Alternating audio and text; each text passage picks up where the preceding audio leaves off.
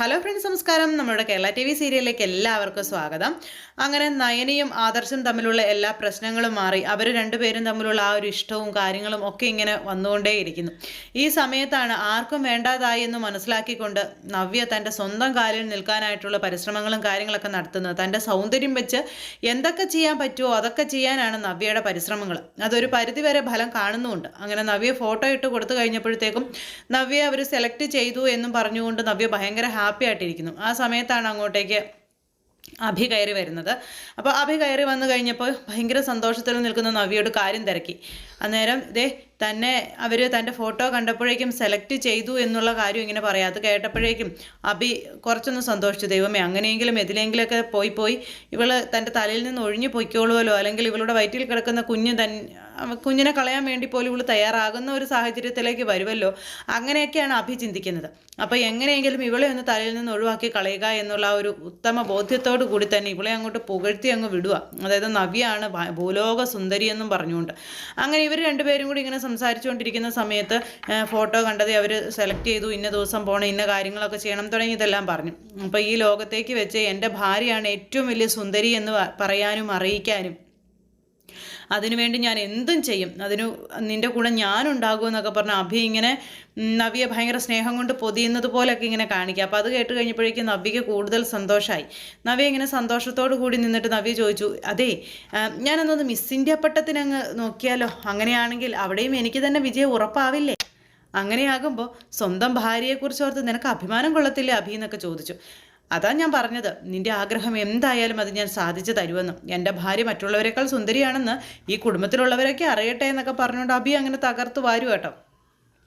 അപ്പോൾ അതൊക്കെ കേട്ട് കഴിഞ്ഞപ്പോഴേക്കും നവ്യ അങ്ങോട്ട് ഒരു കാലിലൊന്നും അല്ല നിൽക്കുന്നത്, 10 കാലിൽ തുള്ളാൻ ഭാഗത്തിനാണ് നവ്യ നിൽക്കുന്നത്. അങ്ങനെ ആ ഒരു സംഭവങ്ങളും കാര്യങ്ങളും ഇതെല്ലാം അവിടെ ഇങ്ങനെ ഇവർക്കിടയിൽ നടക്കുന്നു. എന്നിട്ട് തുള്ളിച്ചാടി നവ്യ ഇങ്ങനെ നടക്കുമ്പം ഇവളോട് ഈ അഹങ്കാരം, ഇവളോട് ഈ കയറ്റം കൊണ്ട് തന്നെ വയറ്റി കിടക്കുന്ന കുഞ്ഞൊന്ന് പോയി കിട്ടിയാൽ മതിയായിരുന്നു എന്നും പറഞ്ഞുകൊണ്ട് അഭി ഇങ്ങനെ അവിടെ നിന്ന് ചിന്തിക്കുക. ഇങ്ങനെ ഇവളെ എല്ലാത്തിനും പറഞ്ഞയക്കുകയാണെങ്കിൽ മതിമറന്ന് ഇവളങ്ങ് പൊയ്ക്കോളും, പിന്നെ തൻ്റെ ജീവിതത്തിലൊരു ബാധ്യതയായി ഇവൾ നിൽക്കില്ലെന്നൊക്കെയാണ് അഭിയുടെ ആ ഒരു ധാരണയും കാര്യങ്ങളൊക്കെ. പക്ഷേ നവ്യയാണെങ്കിൽ തുള്ളിച്ചാടി ഇങ്ങനെ നടന്ന് ഗർഭിണിയാണെന്ന് പറഞ്ഞ കാര്യങ്ങൾ പോലും മറന്നുപോയി. കാരണം ഒരു ഗർഭിണി ചെയ്യുന്ന രീതിയിലല്ല നവ്യയുടെ ഇപ്പോഴത്തെ ഓട്ടവും ചാട്ടവും കാര്യങ്ങളും ഒക്കെ. അപ്പോൾ ഇതൊക്കെ കാണുമ്പോൾ ഓരോരുത്തർക്കായിട്ട് സംശയം തോന്നാൻ തുടങ്ങി, ഇവൾ ശരിക്കും ഗർഭിണി തന്നെയാണോ എന്നുള്ളൊരു രീതിയിൽ. അങ്ങനെ നമ്മുടെ അഭി പല രീതിയിൽ ചിന്തിച്ചുകൊണ്ട് ഇങ്ങനെ നിൽക്കുന്നു. അതുപോലെ തന്നെ നവ്യ തൻ്റെ കരിയറിനെ പറ്റി ചിന്തിച്ചുകൊണ്ട് ഇങ്ങനെ തുള്ളിച്ചാടി നടക്കുന്നു. അപ്പോൾ നവ്യ ശരിക്കും പറഞ്ഞാൽ ആ ഒരു ലെവലിലേക്ക് മാറി. താനിപ്പോൾ ഒരു എന്താ പറയുന്നത് വിശ്വസുന്ദരിയായി എന്നുള്ളൊരു ഭാവത്തിലേക്ക് അങ്ങ് മാറി.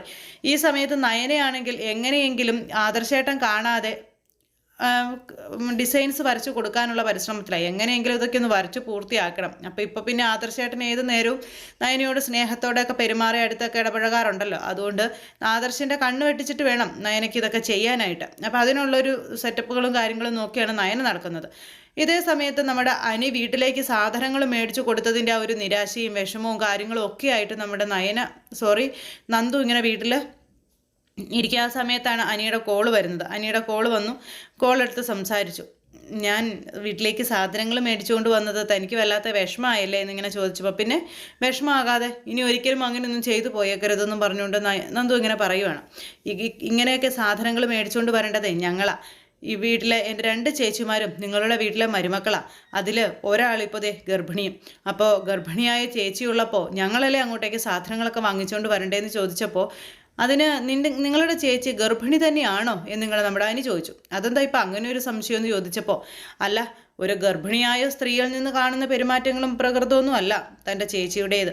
അവർക്ക് ഗർഭം ഉണ്ടോയെന്ന് പോലും എനിക്കൊരു സംശയം ഉണ്ടെന്നും പറഞ്ഞുകൊണ്ട് നമ്മുടെ അനി ഇങ്ങനെ പറഞ്ഞപ്പം നന്ദും അതിനെപ്പറ്റി ആലോചിക്കുവാണേ, ദൈവം ഇനി അങ്ങനെ എങ്ങാനും ആണോ എന്നുള്ളൊരിതിൽ. അപ്പോൾ അനി ഈ നവ്യയുടെ സ്വഭാവങ്ങളെല്ലാം, അതായത് നവ്യ എന്തൊക്കെയാണോ തറവാട്ടിൽ ചെയ്യുന്നത് അതെല്ലാം ഇങ്ങനെ പറഞ്ഞു.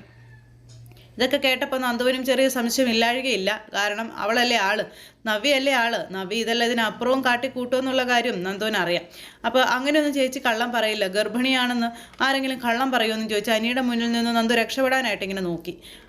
എനിക്ക് തോന്നിയ കാര്യങ്ങൾ ഞാൻ പറഞ്ഞതേ ഉള്ളൂ. എനിക്ക് മാത്രമല്ല, ഇവിടെ പലർക്കും അത് തോന്നി തുടങ്ങിയിട്ടുണ്ട്. അതുപോലെയാണ് നിൻ്റെ ചേച്ചിയുടെ ഇവിടെയുള്ള ആ ഒരു പ്രകടനം തുടങ്ങിയ കാര്യങ്ങളൊക്കെ ഇങ്ങനെ അനി പറയുക. അപ്പോൾ അതെല്ലാം പറഞ്ഞു. അതെന്തെങ്കിലും ആവട്ടെ. പിന്നെ ബാക്കി വിശേഷങ്ങളൊക്കെ ചോദിച്ച് ഇവർ ഫോൺ അങ്ങ് കട്ട് ചെയ്തു. ഇവർ ഫോൺ കട്ട് ചെയ്ത് കഴിഞ്ഞപ്പോഴത്തേക്കും നമ്മുടെ നന്ദുവിന് ആകെ ഡൗട്ട് അടിച്ചു. ദൈവമേ, നവ്യ ഇനി ഗർഭിണിയല്ലേ അനി പറഞ്ഞതിൽ എന്തെങ്കിലും വാസ്തവം ഉണ്ടാവുമോ, അതെങ്ങനെയൊന്നും അറിയാൻ കഴിയുക? അങ്ങനെയൊക്കെ നമ്മുടെ നന്ദു അവിടെ നിന്നിങ്ങനെ ആലോചിക്കാൻ തുടങ്ങി. എന്തായാലും നവ്യ ഗർഭിണിയാണോ അല്ലയോ എന്ന് അറിഞ്ഞേ പറ്റൂ എന്നുള്ള തീരുമാനത്തിൽ തന്നെയായി നന്ദു. അങ്ങനെ ആ ഒരു തീരുമാനവും കാര്യങ്ങളുമായിട്ട് നന്ദു അങ്ങോട്ട് പോകുന്നു. പിന്നെ നവ്യയാണെങ്കിൽ ഫുൾ ടൈം ഇപ്പോൾ ഗ്ലാമർ നോട്ടം, വേറെ ഒരു പണിയില്ല. കാരണം മത്സരത്തിന് പോകാനുള്ളതല്ലേ. അപ്പം ഇന്നിന്ന ഫുഡ്, ഇന്നിന്ന ഡ്രസ്സ്, അങ്ങനെ വേണ്ടുന്ന സാധനങ്ങളുടെ ഒരു നീണ്ട ലിസ്റ്റ് തന്നെ തയ്യാറാക്കി ഭയങ്കര സെറ്റപ്പായിട്ട് ഓരോന്നൊക്കെ ചെയ്തുകൊണ്ടിരിക്കാം. ഇതൊക്കെ അഭിയുടെ എന്താ പറയുന്നത്, നിക്കറ് കീറുന്ന ഇടപാടുകളാണ് ശരിക്കും പറഞ്ഞിട്ടുണ്ടെങ്കിൽ നവ്യ പിടിക്കുന്നത്. ഇവളെയൊന്ന് ഒഴിവാക്കാൻ വേണ്ടിയിട്ടാണ് ഈ പറയുന്ന അഭി ഇതിനൊക്കെ വളം വെച്ച് കൊടുക്കുന്നതും. എന്തായാലും നവ്യ ഇപ്പോൾ അനന്തപുരി തറവാട് കീഴ്മേൽ മറിച്ചിരിക്കുകയാണ്. എല്ലാവരോടും ഓടി നടന്ന് തനിക്ക് ഈ ഒരു അവസരം കിട്ടിയതിനെ പറ്റിയൊക്കെ പറയുന്നതൊക്കെ കേട്ടപ്പോഴേക്കും മറ്റുള്ളവർക്ക് ആർക്കും വലിയ താല്പര്യമൊന്നുമില്ല. പ്രത്യേകിച്ച് ദേവയ്ക്കൊന്നും വലിയ താല്പര്യമില്ല. പക്ഷെ മുത്തശ്ശിയൊക്കെ പറഞ്ഞു കുഴപ്പമില്ല, നല്ലതാണെന്ന്. പക്ഷേ ഈ ഒരു അവസ്ഥയിൽ, അതായത് ഗർഭിണിയായിട്ടിരിക്കുന്ന അവസ്ഥയിൽ മോളെ അങ്ങനെ ഇതിനൊക്കെ പോകാൻ പറ്റുമോ എന്നൊക്കെ ഇങ്ങനെ ചോദിച്ചപ്പം അതിനിപ്പൊക്കെ എന്താ മുത്തശ്ശി, ഇതിപ്പോൾ തുടക്കമല്ലേ ആയിട്ടുള്ളൂ, അതല്ലേ ഇതല്ലേ എന്നൊക്കെ ചോദിച്ചുകൊണ്ട് നമ്മുടെ നവ്യ ഓരോരോ ഡയലോഗുകളും കാര്യങ്ങളും ഇങ്ങനെ ഇറക്കിക്കൊണ്ടേയിരിക്കുക. ആരുടെയും വാക്കുകൾക്ക് ഒരു വിലയില്ല, ആരോടും കൃത്യമായ ഒരു കാര്യം സംസാരിക്കുന്നില്ല. അങ്ങനെ വായി തോന്നുന്നത് കോതയ്ക്ക് പാട്ടെന്നുള്ള രീതിയിലാണ് നവ്യ അവിടെ കിടന്ന് കാട്ടിക്കൂട്ടുന്നത്. അപ്പം അങ്ങനെയുള്ളൊരു സംഭവങ്ങളും കാര്യങ്ങളും ഒക്കെ അവിടെ നടക്കുന്നു. ഇതെല്ലാം കഴിഞ്ഞ് രാത്രിയായി കഴിഞ്ഞപ്പോഴത്തേക്കും നമ്മുടെ ആദർശ് നല്ല ഉറക്കം, അത് കൂർക്കം ഉള്ള ഉറക്കം. നയന ഇങ്ങനെ കിടന്നിട്ട് ഉറങ്ങാതെ ഇങ്ങനെ അങ്ങോട്ടും ഇങ്ങോട്ടൊക്കെ പരത്തിക്കൊണ്ടിരിക്കുക. കാരണം എന്താ, ആദർശം നല്ലപോലെ ഉറങ്ങിയിട്ട് വേണം നയനക്ക് എഴുന്നേറ്റ് പോയി ചിത്രം വരയ്ക്കാനായിട്ട്. അത് കഴിഞ്ഞ് എങ്ങനെയൊക്കെയോ ആദർശിൻ്റെ കണ്ണ് വെട്ടിച്ച് നമ്മുടെ നയന പുറത്ത് പോയിരുന്നിട്ട് ഡിസൈൻസ് വരച്ചുകൊണ്ടിരിക്കുക. അങ്ങനെ വരച്ചുകൊണ്ടിരിക്കുന്ന സമയം കുറച്ച് കഴിഞ്ഞപ്പോഴത്തേക്കും ആദർശ് എഴുന്നേറ്റ് നോക്കിയപ്പം നയനയെ കണ്ടില്ല. എന്നിട്ട് അതിലേക്ക് നോക്കിയിട്ട് എഴുന്നേറ്റ് ചെന്നപ്പോൾ പുറത്ത് ഇങ്ങനെ നയന ഇരിപ്പുണ്ട്. അവിടെ ഇരുന്ന് എന്തൊക്കെയോ ചെയ്യുക.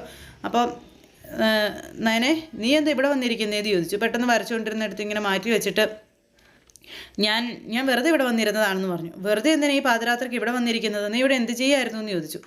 എനിക്ക് കിടന്നിട്ട് ഉറക്കം വന്നില്ല. ആദർശേട്ടനാണെങ്കിലോ നല്ല കൂർക്കം വലിച്ച് കിടന്നുറങ്ങുന്നത് കാരണമേ എനിക്ക് ഒട്ടും ഉറങ്ങാൻ പറ്റിയില്ല. അപ്പോൾ പിന്നെ ഇവിടെ വന്നിരുന്ന് എന്തെങ്കിലുമൊക്കെ വരയ്ക്കാമെന്നും കരുതി വന്നിരുന്നതാണെന്നും പറഞ്ഞുകൊണ്ട് നയന ഇങ്ങനെ പറഞ്ഞു. ഈ പാതിരാത്രിയിൽ വരയ്ക്കാനോ?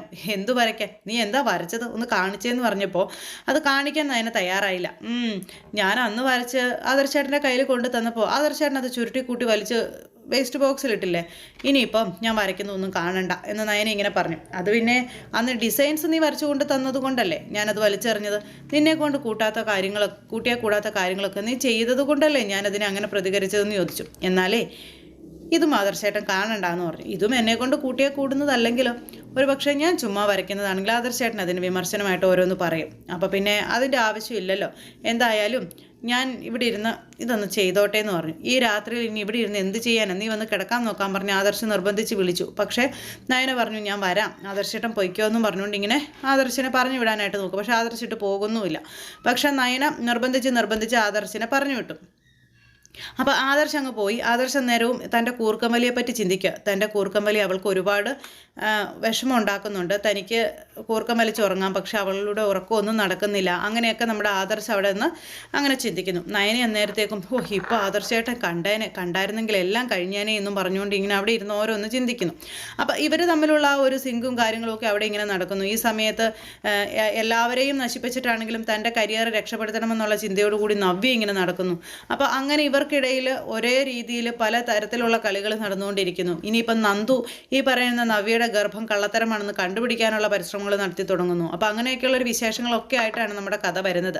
അപ്പോൾ എല്ലാവരും കാണണം, ആരും തന്നെ മിസ് ചെയ്ത് കളയരുത്. എന്തായാലും സൂപ്പർ ഹിറ്റ് നമ്മുടെ വീഡിയോസും ഒറിജിനൽ കഥയുമായിട്ട് നമുക്ക് വീണ്ടും കാണാം. എല്ലാവർക്കും നല്ലൊരു ദിവസം ആശംസിക്കുകയാണ്. എല്ലാവരുടെയും സപ്പോർട്ടിനും സ്നേഹത്തിനും ഒത്തിരി നന്ദി അറിയിക്കുന്നു. അടുത്ത സൂപ്പർ ഹിറ്റ് കഥയുമായി കാണുന്നത് വരെ എല്ലാവർക്കും നന്ദി.